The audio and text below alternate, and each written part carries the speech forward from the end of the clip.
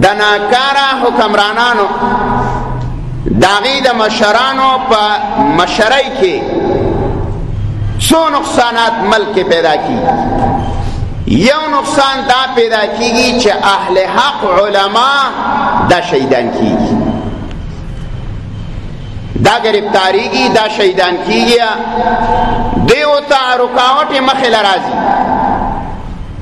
داغی بنیادی وجہ کتابونو دا لیکلی چې حق پرست علما نیکان خلق دا د امت سترګې دي، لیټونه دي. کله چې په علاقه کې او ملک کې حق پرست علما موجود وي نو بیا باطل عمله نشي کولی، ځکه د امت سترګې ورسره دي. دا علما چې د انبیا وارثانو، دا به دا علاقه، دا کلی، دا ملک دغه باطل ته ودرئ، دی باطل ته به ودرئ او د دې باطله مقابله به پې کوي. دا رد کول، داغه فتنې نه امت آگاه کول، داغه فتنې نه خلق خبرول، دا د دې امت د علما حق پرست علماون علامه او نښه ده.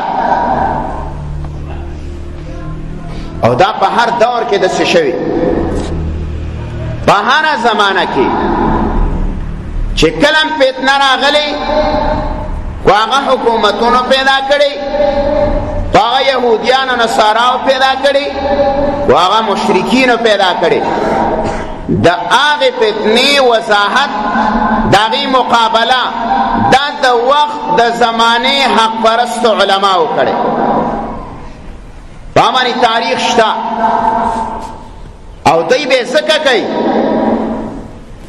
چې د علماو په اسلام کې خپله ذمہداري ده، خپله ذمہواري ده، دا په خپله غاړه ازادۍ، دا به د فتنې نه خلق خبرئ، دا په دیو باندې ذمہواري ده، دا پیټې په دیو پروت دی.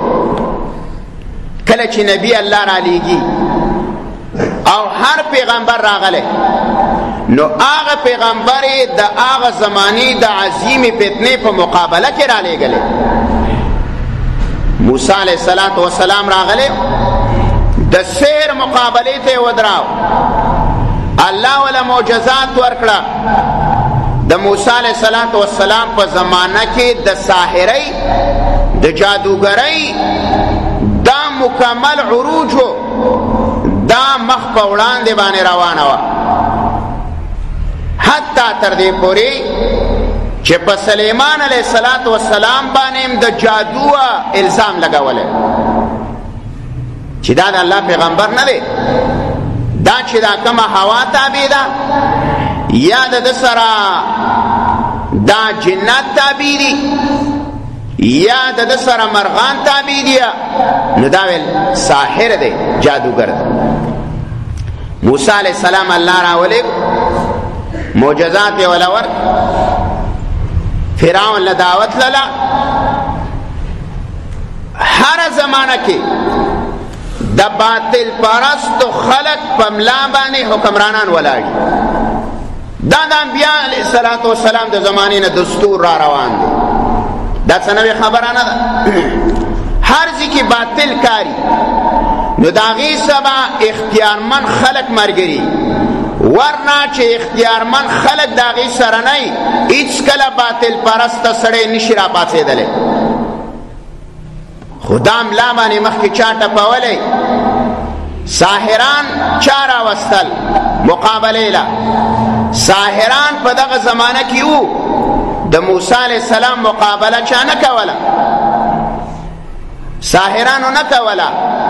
خو چې کله حکمران د هغې زمانې فرعون، هغه حکمرانو، هغه مشرو، هغه سړی د موسی علیه السلام مقابلې ته ودرېد او د موسی علیه السلام خلاف ساحران را پاڅول.